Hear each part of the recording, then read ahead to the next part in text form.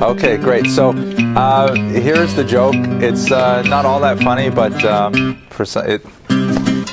so there's three Jewish grandmothers sitting on a bench, and they're just quietly enjoying the weather.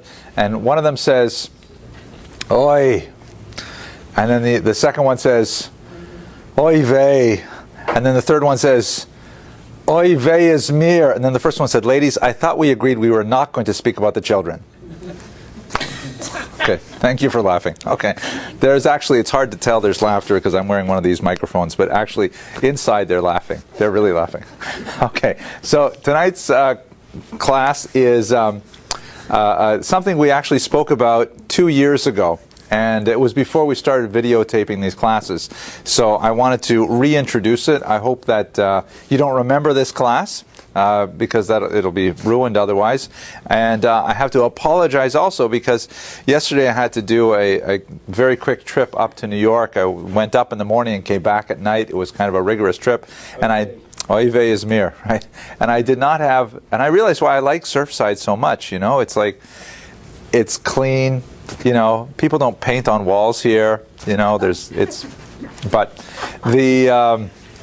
but anyway, I did not have a chance to make the movable Prezi that you enjoy normally. So we're going to do old tech. We're just going to do a PowerPoint for today that I used from a long time ago. One last word. We don't have a sponsor for this week. So the lecture is sponsored by Young Israel of Bal Harbor. My daughter suggested that one of the first steps toward world domination is to sponsor one of these lectures, and I'm speaking to the internet audience as well. Please consider sponsoring a lecture because it's great for the synagogue to have a little support as they are building their new magnificent edifice just down the street. But today's topic is but being here, as I like to say, is a sponsorship that's tremendously valuable to me. I'm really glad that you come and enjoy the lectures. Okay, so today's topic is a very unusual one. Because we try to focus on biographies, I have chosen a name, King Bulan. However, it's quite possible that Bulan did not exist, or existed under a different name, and we know very, very little about him as a person. I'm using him as an excuse to speak about the nation that he represented, that is the nation of the Khazars, which represents one of the most bizarre chapters in the long history of the Jewish people. Basically, what we're going to be talking about is in the middle of the 8th century, a large and powerful empire with regional control throughout much of the northern Caspian region, which would be today Ukraine, the Caucasus region, and over into Kazakhstan, simply decided to convert to Judaism all at once. And they remained Jewish for several hundred years. We have a lot of corroborating evidence that this actually happened. For example, there was a huge shortage of matzah balls throughout the rest of Europe as there were... No, okay, I'm sorry. It was a really long trip. But no, we have lots of corroborating evidence about these Khazars. And then suddenly in the 13th century, they basically disappear. Now, what happened to them? Where did they go? It's a topic of considerable controversy, and I'd like to kind of walk you through the sources and show you what little we know about the Khazars, and then we'll have to leave at the end of the hour with a lot more questions than answers, but nevertheless it is a fascinating and unusual chapter in our long and storied history. So the story of the Khazars was made most famous some 400 years after their initial conversion. And it was made famous through a literary event, the publication of a book called the Sefer HaKuzari. Kuzari, of course, means the Khazarite, the person of Khazaria. And it was written by Rabbi Yehuda Halevi, by means of some kind of complicated discussion with a mysterious Yitzhak Sangari. Basically, what the Sefer HaKuzari purports to be is the extensive dialogue between the king of the Khazars and representatives of all of the world's great monotheistic faiths. After an extensive debate with a Jew, a Christian, and a Muslim, it sounds a little bit like an off-color joke. Ultimately, King Bulan decides that he will in fact convert to Judaism, and he takes his nation with him. Now, the book itself is not a history text. It's not purporting in any modern sense of the term to give an accurate and objective account of what happened in Khazaria in the 8th century. It is not, as the historian von Ranke put it, wie es eigentlich gewesen war, the way it actually was. Not actually trying to say that. Really, the author, a famous poet and philosopher, Rabbi Yehuda Halevi, was using this as a literary conceit to expound upon a religious triangular dialogue. And he wanted essentially Judaism to have an excuse to compare itself with the other world faiths of Christianity and Islam. It's not coincidental, of course, that he wrote this in Spain, which is the world's great triangular culture for most of European history. Spain has very strong populations of Christians, Muslims, and Jews, and so this three-way debate was very au courant for the time. And he used this story of King Bulan as a device in order to allow the Muslims to have their say, and then the Christians their say, and the Jew, of course, would then do away with their arguments and demonstrate that Judaism was clearly superior. To give you one example of a classic argument, one that I find actually rather convincing when I think about these sort of things, one of the arguments that's made in the Kuzari, if I remember correctly, is that all of the other great monotheistic faiths ultimately rely on the testimony of a single man. In the case of the Christians, it would be Jesus, and especially Paul, who never actually met Jesus in his lifetime, but had a vision of him on the road to Damascus, as we discussed a few weeks ago. Or in the case of Islam, it's Muhammad, who has an encounter with the angel Gabriel, same angel as in the Jewish pantheon. And ultimately, the testimony of the veracity of the faith relies on one or a small group of people. The Kuzari argues that this is one of the big differences with Judaism, because you have the account of the Aseret HaDibrot, the 10 Commandments, where you have 6 million adult male Jews, and of course their wives, their families, and so on, all there at Mount Sinai receiving the Torah at once, all claiming, according to the Midrashic account, to have heard the first 2 commandments directly from God, and then afterwards, through a mediation. And so the Kuzari argues, it's one thing to have one person, so to speak, make up a story and have lots of people believe it, but can you imagine 6 million people, 600,000 people, approximately 3 million if you include children and people of all genders, so to speak. If you have 300,000, how many is it? 600,000, 3 million, about 3 million people hearing it and reporting it. And if that isn't enough, they're all Jews. And you can imagine Jews all agreeing on one event like that, recording it for posterity. That's an interesting kind of argument, I think, for Judaism. But that's really what the Kuzari is about. The Kuzari is not about the history of the Khazars. He just uses the story, as an excuse to speak about the Khazars. So what we're going to do is we're going to go back in time and try to actually understand what happened in Khazaria. Why did these Jews convert, or why did these people convert to Judaism? What kind of Judaism they practice, and so on. So here's a map that shows you exactly where the Khazarian Empire was at the time of conversion, about 740. Here is Kiev, way up here on the top, the Black Sea, the Caspian Sea, the Mediterranean is over here. If we extended this down, Israel would be, Israel be right about here, I think. So it's a big chunk of territory. It includes what would be called the Caucasus region here, countries like Georgia, maybe a little bit of Azerbaijan, all of the eastern side of the Ukraine, meaning the eastern of the Dnipro River, and well into what would be the Don River region of Russia, the Russian Empire, and out here into Kazakhstan. Very, very large territory in the 8th century. And In fact, there is a very significant historian of the period, the late Omelian Pritsak of Harvard, who argued that Kiev itself was founded by Khazars, which is a great irony. If you can imagine that Kiev is really the mother city of the entire Russian civilization, Ukraine, of course, Belarus, and the Russian Empire as well. And I think that it was originally a Jewish trading outpost is quite amazing. But of course, in Kiev, we have a lot of archaeological sites and long-standing traditions that certain places called the Khazar Gate, and this is the Jewish quarter, and it goes back hundreds and hundreds of years, long before we have Eastern European settlement moving into the region. A very, very old Jewish community over there.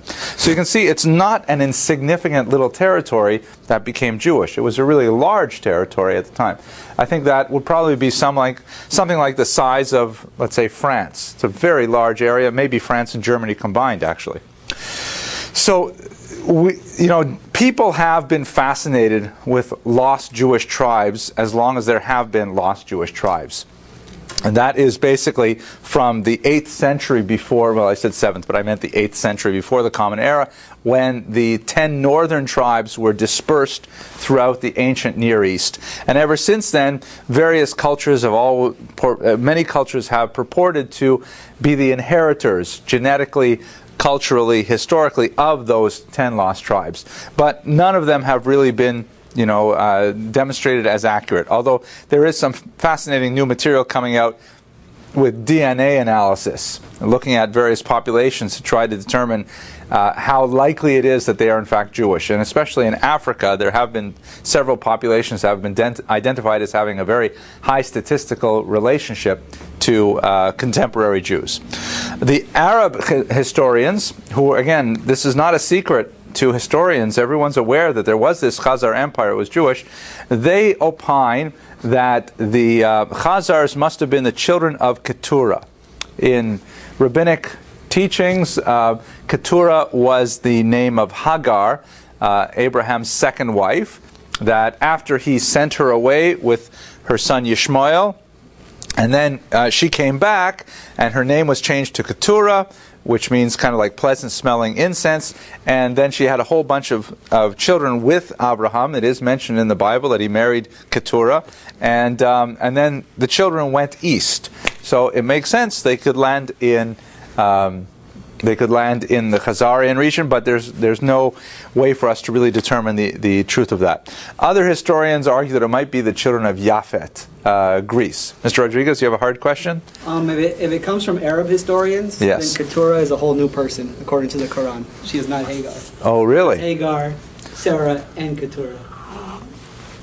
That's really perceptive. Did you hear that? Yeah, this is a kind of graduate we produce at Torah College South. He's now a graduate student at FIU. So I'll just mention this. By the way, I did get a request from a woman who does a really fascinating, I just got it today on the internet. She wrote, she says, really enjoys the lectures. I wish I could remember her name now that I'm speaking to her.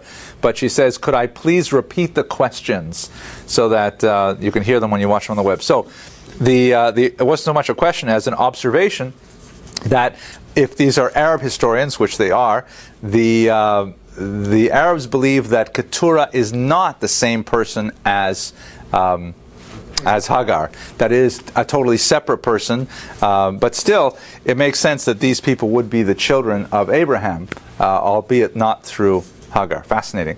And by the way, this woman that wrote to me, again, I'm sorry I forgot her name, she likes these lectures because she has a dance company, and they do Jewish historical dances based on famous Jewish women. And so my lectures have been like really useful for her, the one on the daughter of Rashi and things like that. So that's kind of cool. Just don't dance. Don't. I will now do my. Okay. No. Okay. So other documents we have about the Khazars besides the Kuzari, we have an interesting piece of correspondence between Chastai ibn Shaprut, who was a very important Spanish Jewish politician, and a one King Joseph in Khazaria who gives another version of the story. In fact, this is probably the Ur text that Yehuda HaLevi worked with when he wrote the Kuzari. He relied very much on the account that Chasdai ibn Shaprut had fulfilled. Chasdai ibn Shaprut is an excellent example of the kind of achievements that are associated very closely with the Golden Age of Spain, where Jews were, unlike any other time really in Jewish history, with maybe a possible exception in contemporary America, where you begin to see this bit by bit, you have people who are like of incredible stature as religious Jews, meaning they contributed literature in Hebrew about the religious texts and so on, and at the same time, very powerful, influential politicians in the secular realm. Chasdai ibn Shaprut, Shmuel ibn Nagrela, to a certain degree, Yehuda HaLevi, Shlomo ibn Gabriel. There's a whole list of people who really achieved, greatness in both worlds. Here in America today, we have a little bit of that, let's say, with, Orthodox Jewish politicians reaching great heights, things like that, but it still pales in comparison to Spain. Anyways, Chasdai ibn Shaprut was an extremely important diplomat. He had tremendous linguistic skills, and as a Jew, he had international connections with Jewish populations the world around. And he would conduct, on the behalf of the Spanish vizier, or political authorities at the time, because Spain was, well, I'm not going to get into that detail because let's just get off the topic. Chasdai ibn Shaprut sent out correspondence to many Jewish communities doing research on what's out there and what kind of possibilities there were for trade and so on. And he got possibly 2 responses from the Jews of Khazaria, and this is already like in the 9th and 10th century, and the response he gets is apparently an internal Khazarian story about how they became Jewish. And the version that's received there is that King Bulan did in fact have this debate with the 3 representatives of the great monotheistic faiths, and then he decided to become Jewish, and his royal court followed him, and then slowly, bit by bit, the country as a whole became Jewish. Yes, Ms. Abramson. Why did he only interview monotheistic religions and not polytheistic as well? That is a characteristically brilliant question, Ms. Abramson, because the question I will repeat now for all dancers in New York. The question was, why did he only invite the monotheists to the debate? I mean, the polytheists were around a long time. There's lots of idol worshiping going on. Why are they not called to the party? Why only the monotheists? Let me see if that goes in terms of the lecture I was going to give. No, I'll just tell you. I'll answer the question now. Oh, look at this. Messed up my PowerPoint. I got to go back here to this one. Oh, let's go to this one here, right? The answer is because it was clear that polytheism was rapidly going out of favor. Polytheism was clearly an ideology of the past. The great monotheistic movements, especially Christianity and Islam, were expanding apace very dramatically. I'll show you in a few minutes. Oh, you know what? I have to show you the map now because I can't answer that question without showing the map. The short answer is that the monotheistic faiths were expanding at such a dramatic rate that the polytheists were afraid that they would be simply swallowed up. Oh, here we go. Okay, why convert? Oh, it won't go backwards. That's the problem. I'm using my iPad instead of my regular computer here. Here we go. So have a look at this map here. We looked at a version of this a little earlier. If you consider where Khazaria was, right up over here in this region, going up into Ukraine.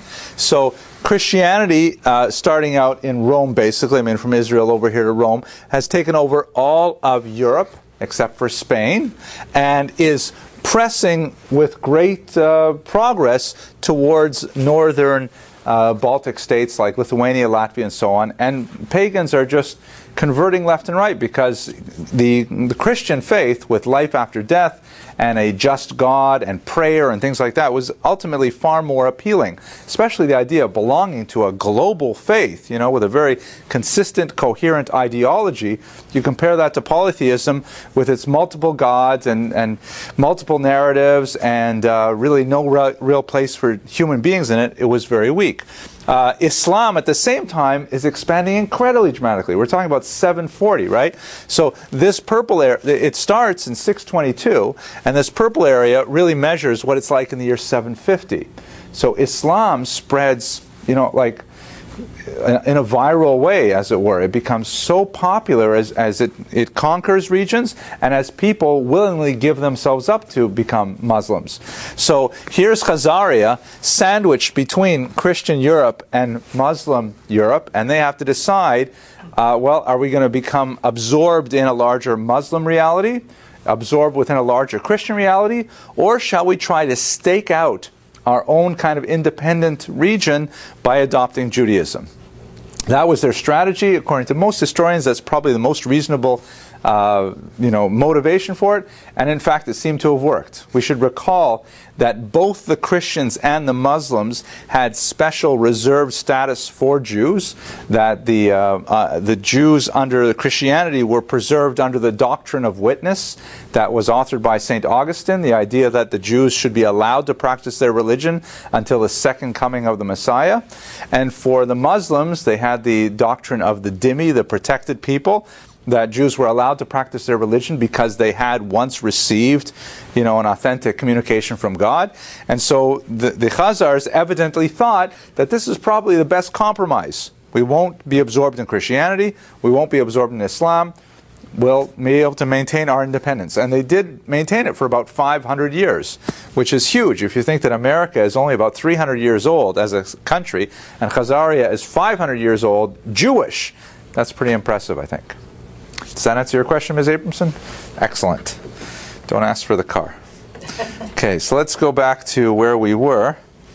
Now, another fascinating area where we get sources on the Khazars, this will take just a little bit of background information, is the amazing Cairo Genizah, which is one of the really most dramatic discoveries in modern times, not just for Jewish history, although it's especially good for Jewish history, but also for Mediterranean history as a whole. Just a little bit of background information. The halacha is, Jewish law requires that anything that is holy may not be discarded. It has to be treated in an appropriate manner when it is no longer usable. Specifically, holy books may not simply be thrown in the trash. They have to be buried in a Jewish cemetery. They have to be treated with respect and given, as it were, a proper burial. That's the only way that you're allowed to get rid of them. You can't simply throw them away.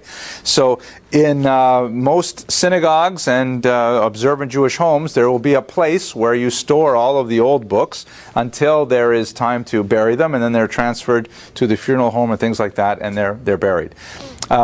This storage place is called the Genizah, from the word lignos, or lignos. How would you say that, Stephen? Lignos? So, which means to store away, to like keep as a treasure kind of thing.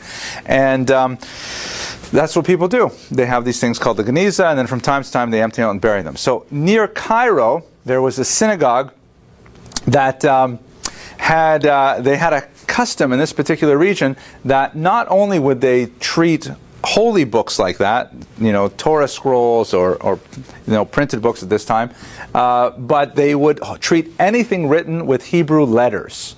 Anything written in Hebrew was considered holy, and therefore they saved it all. And they would put all of these documents, again, they're not producing paper like we do today with printers and so on. A manuscript was still a significant thing that required a lot of energy to produce and to care for and so on. But anything written in Hebrew, including shopping lists, marriage contracts, business arrangements, and of course a whole host of religious documents, were simply stored away in the attic of a synagogue near Fostat.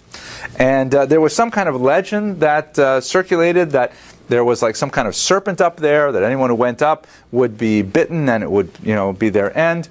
But some English travelers, British English travelers, made their way there and insisted on having a look. And this is actually the opening to the Genizah. It was kind of like an attic. And they went up and they found literally hundreds of thousands of documents covering several centuries of Mediterranean history, all written with Hebrew letters, but of course dealing with things both religious and secular. It was a find that astonished the scholarly world, and within a short order, by the turn of the 20th century, it was all carted away and is stored in, some of it's in, I believe, in New York, in Leningrad, and I believe London has some pieces of the Genizah. But amazing things, they're still going through these documents trying to figure out what they mean. About 250,000 fragments, and by comparison, there are about 100,000 documents for all of Arabic history. So in this one Genizah, you have more than 2.5 times everything we know about Arabic history. So it gives you a sense of how the historical world relies on the Genizah to understand things. The texts are difficult to use. Oh, here we go. Yes, there are some in Cambridge, in New York, and in St. Petersburg. They're fragmentary. They're often damaged. That's why they were stored away, because they could no longer be used. They're written in several languages, even though all in the Hebrew characters. You have, of course, Hebrew documents, you have Aramaic documents, and you even have Arabic documents. People writing using Hebrew letters to express statements in Arabic, which was not an uncommon thing. Many medieval documents written by Jews use the Hebrew alphabet even to write in English or in French. They'll just use Hebrew as it were. So, this is what we used to do in Mexico. Write the answers in the Hebrew character, yeah, in order to get through to the test in Spanish, in grammar, in biology, or whatever. Oh, that's very funny. So the comment is, don't listen to right. In Mexico, well, it wouldn't work in her school, but in Mexico, they'll, if they need to write down the answers for a test, they'll write them in Hebrew, and then you can just look at it afterwards. Very good. Okay, the contents, as I mentioned, you have religious texts. You have manuscript copies of things by the son of the Rambam and the Rambam himself, if I'm not mistaken. Is that correct, Mr. Rodriguez? Not sure. I think they even found some pieces of the Mishnah Torah in there. Yeah, they have actual writings from the Rambam. Yeah, that's amazing. Handwritten from the Rambam. Maimonides' own handwritten documents. Astounding. Business papers, legal documents, lots of letters that were sent to Egypt, because, a letter could come from England, let's say, written in Hebrew. It would arrive at a home in Cairo, and they would send it away, put it on there. Personal Megillos, personal stories, biographies, autobiographies, things like that, and even some scrap paper with doodles on it, if you can believe it. And the scope of the coverage is the entire Mediterranean basin. We're talking about in the neighborhood of about 500 years of this entire region recorded in this treasure trove. So what does it have to say about the Khazars? Because it corresponds.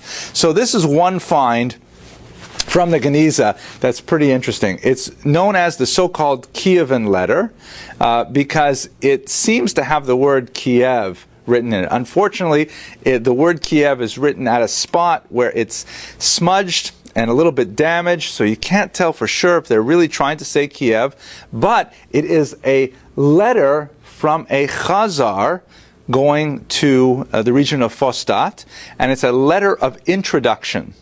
Actually, it is what we would call today a ti'udah, or a petek, and we still use them in Jewish society today.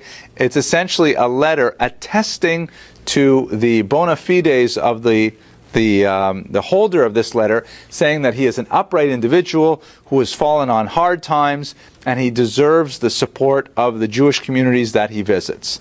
In other words, this was a letter that belonged to a meshulach, a charity collector, and he was schlepping around different parts of the Mediterranean basin, showing the letter to people, saying, listen, I'm from Khazaria, possibly from Kiev, and could you help out a guy? And he would ask for $1 or so, show up at the shul at 7:30 in the morning, and then go to another shul, and and he would collect money. So that indicates that it's probably authentic.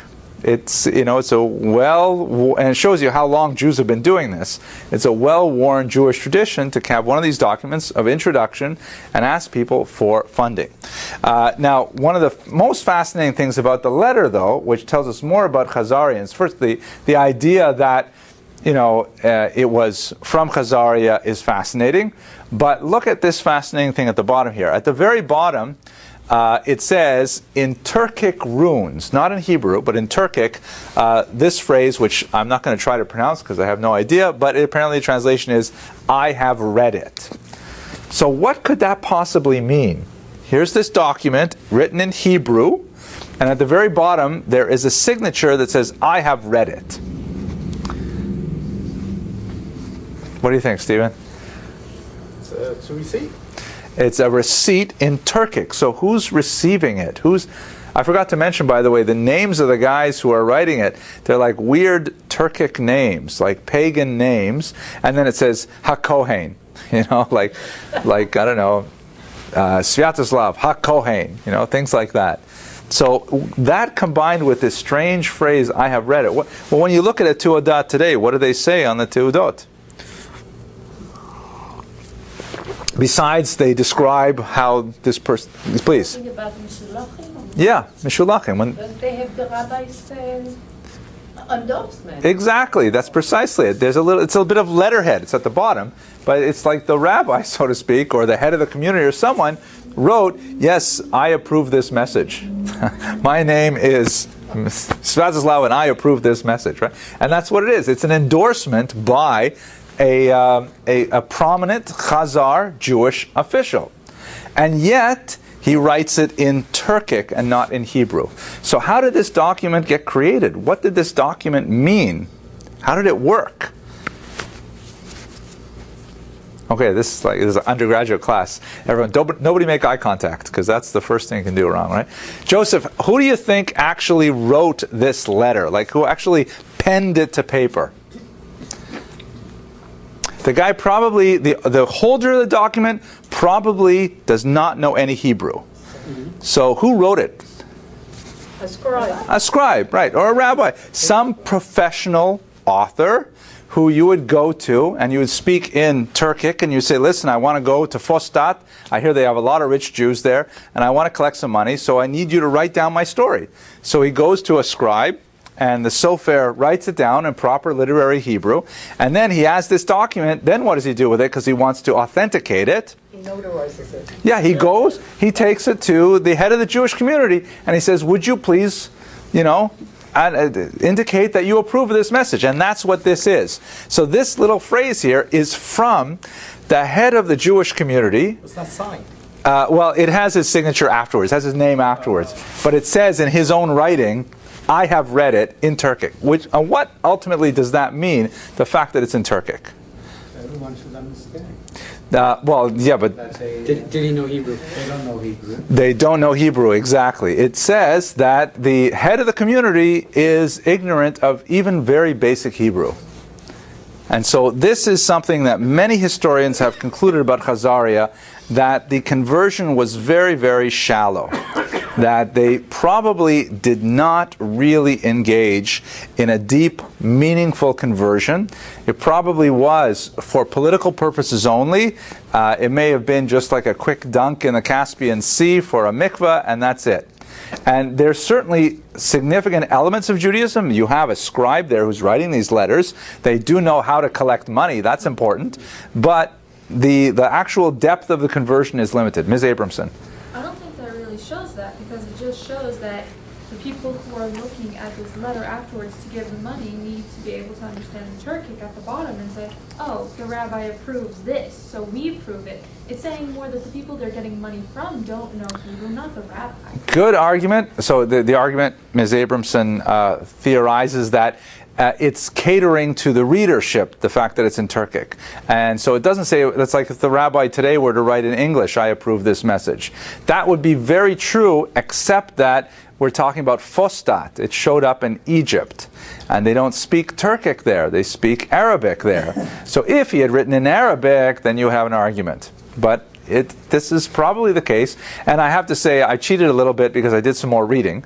And there are lots of indications from, for example, the travelers Petachia of Regensburg and Benjamin of Tudela that we spoke about a while ago, that they come to Khazaria and they can't believe, as they put it back then, the Shvachamaisis, how difficult the extent of Jewish life is there. That they have very few schools, they have very few mikvaot. It's really hard to find good kosher Chinese food anywhere.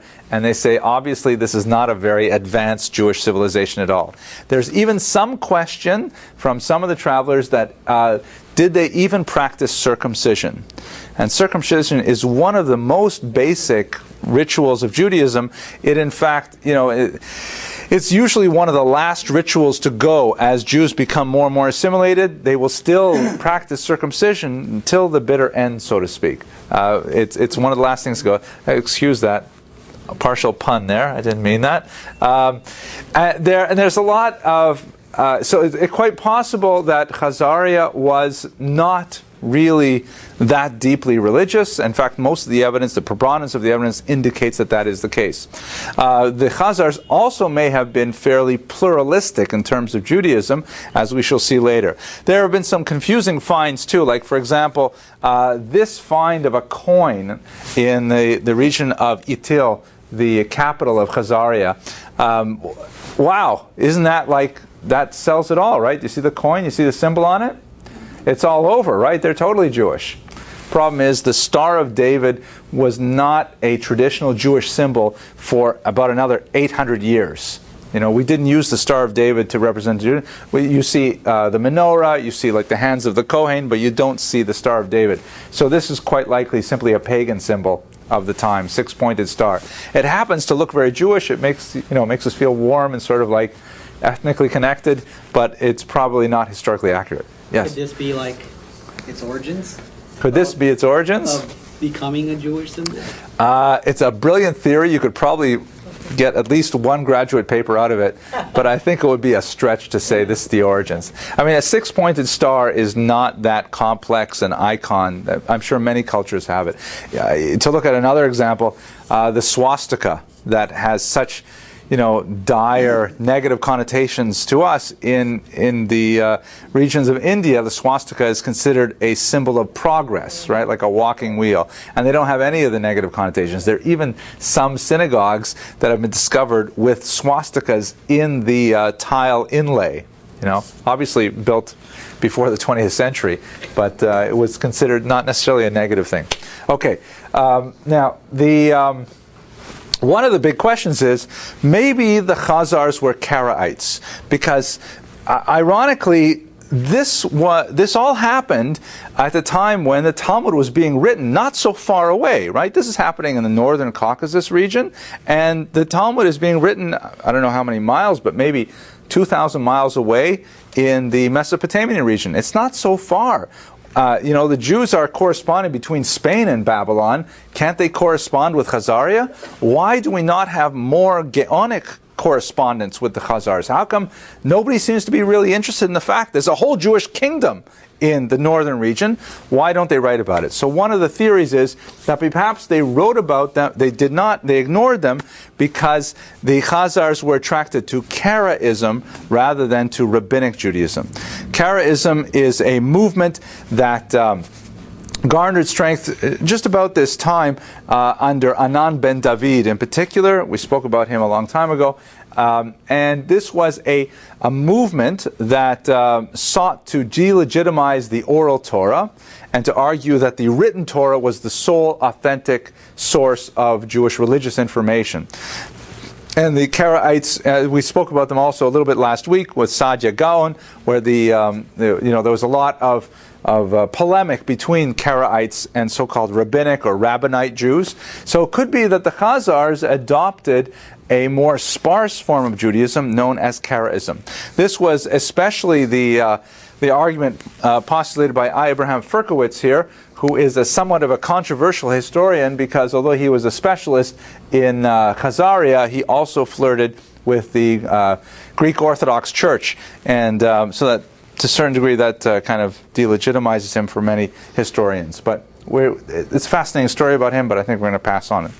So there is a possibility that they may have been originally Karaites and then later became Rabbinites, because there's an ongoing flux between these two movements. The Karaites grow and sometimes shrink in other times, and it could be that they were you had a very thin superficial conversion in the 8th century, and by the time we get to the 9th century, there's more information about what's going on, and some of the Khazars eventually converted to rabbinic Judaism, as it were.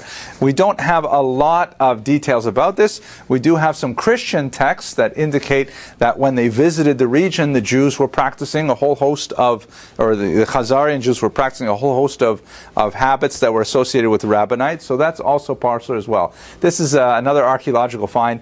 It's a belt buckle. It has nothing especially Jewish about it, but I kind of liked it, so I stuck it in the lecture like that. Okay, the decline of the Khazarian Empire. I forgot to mention one other kind of interesting things. Maybe I'll mention it right now. Actually, it makes sense here. The whole story of the conversion of the Khazars to Judaism finds itself in a very important document called in Russian the Povest Vremeniach Let, the Chronicle of Bygone Years, which is the main source for medieval Russian history. It's a 13th century document that describes the history of the world with special emphasis on the conversion of King Volodymyr of Kiev to Christianity in the year 988. And in the Povest Vremeniach Let, there's a discussion of how King Volodymyr was a pagan, and he was wondering about, what should he do? And so he invited 4 representatives of world religions to debate with each other in Kiev. The 4 were Khazarian Jews, which is, of course, our interest, Muslims, and then 2 different kinds of Christians, the Roman Catholics and the Eastern Orthodox. And they have, this long ongoing debate. And the story is almost identical to what we have of King Joseph, and similar to what we see with Yehuda Halevi's account. However, as you can imagine, the Eastern Orthodox Christians win the debate. The Roman Catholics don't have a chance. In fact, they get some of the worst treatment. The Muslims are treated just horribly by the church author of this document. And the Khazarian Jews almost make it. Meaning King Volodymyr, after he hears what the Khazarian Jews have to say, he basically says, well, that's it. You guys are the best. I think we should become Jewish. And he says, but listen, before I become Jewish, can you tell me a little bit about your homeland? And the Khazarian Jews say, unfortunately, we have been exiled from our homeland for almost 1,000 years now. We've been punished for our many sins, and that's why we don't have the land of Israel. And Volodymyr at that point demurs, and he says, oh, wait a minute, are you serious?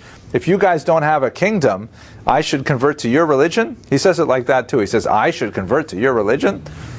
I thought that was funny. Okay. Anyways, I also think it's funny that, so that's how, can you imagine what Russia would be like if they had converted to Judaism in 988? It would be a totally different story. But that's how close they came. He also came somewhat close to Islam, but you know what eventually turned him off Islam? He came very close. What was it that made the Russians not choose Islam, according to the Povest? Any famous drinking? Thank you, Mr. Rodriguez. Absolutely. Right?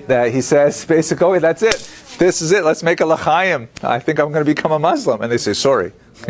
We don't make l'chaim in Islam because we don't drink alcohol. And he says, what? That's not for us. He says, we Russians have to have our little cups, by which he means like, shot glasses. And so that's how close he comes to Islam as well. And then the church author of the text adds a few other salient details, and besides, he says, it's such a scary throwaway phrase, and besides, the Muslims tend to rub their beards with excrement anyways, which he just made that up on the spot, I guess, just to try and add a little color to it. Anyways, you do have Khazars appearing in lots of documents like this one, so there's like no surprise that there are all these Jews living in Kiev. it's just one of those weird things that Jews themselves tend to basically ignore them. Only travelers will report on this exotic Jewish community, but otherwise it doesn't garner much attention. The decline of the Khazar Empire was probably mostly because of their ongoing warfare with the Kiev and the Rus people, which will be regarded by the Russians as their cultural progenitors, but also by the Ukrainians and by the Belarusians. So they have these ongoing wars, and ultimately, especially when the Tatars come in from the east, the Khazarian Empire is overrun and it disappears about the year 1240. And then it never reappears. Now, what happens to all these Jews? This, by the way, is a picture of Khazar burial mounds. You know, they have these, they look kind of like, you know, just, well, mounds. Yeah, that was it. So what happened to them? These are now pure suppositions. We don't actually know, but what seems to be reasonable is they probably simply assimilated into the surrounding peoples. They probably simply, you know, saw the end of their political identity and the coherence of Jewish ideology with the state, and they simply stopped being Jewish and picked up being pagan like they were 500 years earlier. If this is true, it's indicative of the relative weakness of the conversion, that they did not really, you know, held on to it very strong and fast, and they simply disappeared as a result. Some theorists opine that they are the progenitors of various groups of Jews, such as, let's say, the mountain Jews that trace their origins to this region. And these things are possible, but in the absence of more verifiable data, it's impossible to say whether or not it is true. There is a theory, Arthur Kessler is associated with it, and some people who have a very, you know, a biased agenda in particular, that in fact the Khazars are the progenitors of Ashkenazi Jewry.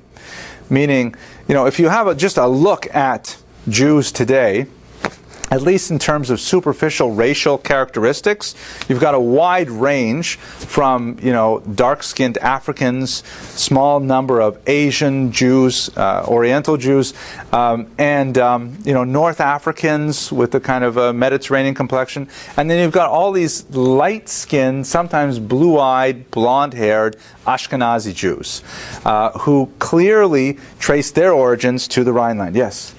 I lived in Hungary for a few years, Yeah. and the Hungarians claim that the Khazars are the origins of the ancient Jews, the Jews, the original Jews in Hungary are Khazars.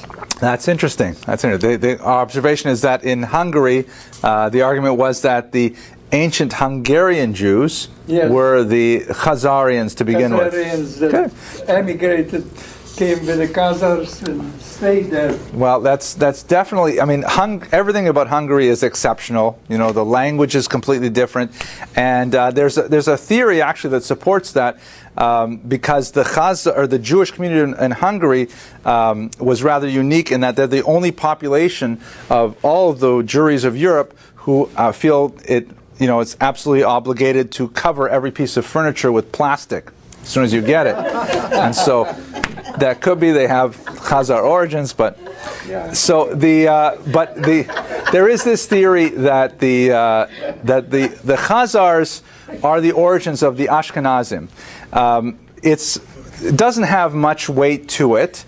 There's no linguistic evidence of Khazar penetration in Ashkenazi culture, although there are some words that the great Yiddish scholar Max Weinreich argued were Turkic in origin, like, for example, the word daven. Daven has no Hebrew root and it has no Germanic root, so it doesn't come from Yiddish either. He argued it came from a Turkic root. It's not really related to Slavic either, so there may be some little bits of Turkic in there, but there's no evidence otherwise to indicate that the Jews of Eastern Europe, not so much maybe Hungary, but certainly Ukraine, Poland, and so on, are from the Khazars.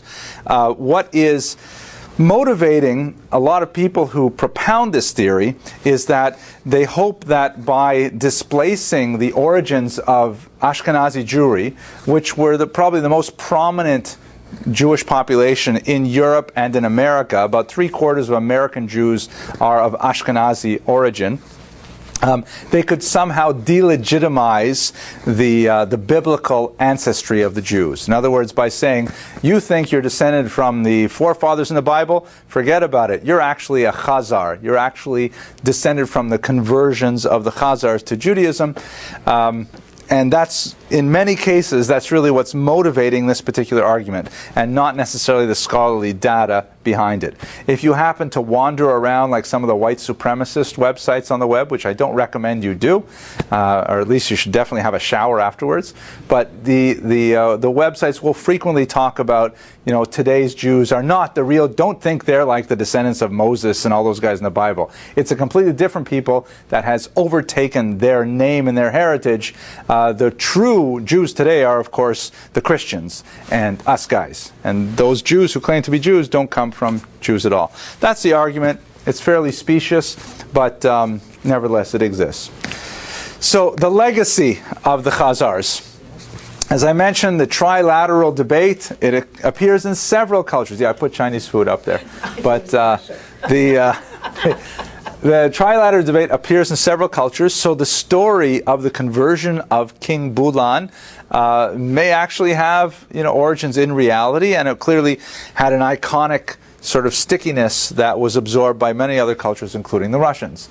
However, their demographic impact on later Jewish civilizations, and certainly their cultural impact, is highly attenuated. We have really no significant evidence of the Khazars ever passing through Jewish history, except through, you know, these scattered little bits of data in the Cairo Genizah or travelers' accounts. We have no great Khazar authors, we have no great Khazar traditions that we can identify, and they simply appeared like a, you know, bright flash on the horizon, and then they simply disappeared shortly thereafter. Okay, so that's about it for tonight. I hope you enjoyed the lecture. Next week is going to be a really big one. We're going to talk about a colossal figure in Jewish history, the great Moses ben Maimonides. The Rambam was a fascinating life story and a tremendous contribution to Jewish culture. So I look forward to speaking with you then. Thank you very much.